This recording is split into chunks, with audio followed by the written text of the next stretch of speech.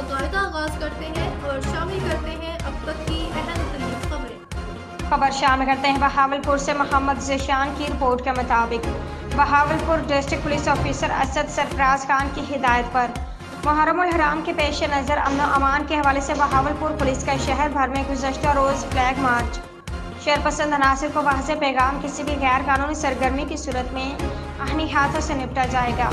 DPO Asad Sarfaraz Khan. Flag march की क़यादत SDPO city circle Bahawalpur Mohammad Younus ने की। फ्लैग मार्च में सिटी सदर सर्कल के SHOs, dolphin squad, elite force, traffic police और माविन अदारों ने हिस्सा लिया। फ्लैग मार्च का मकसद शहर में एहसास तहफ़्फ़ुज़ पैदा करना और ज़िला भर में अमन व अमान की सूरत हाल को बरकरार रखना है।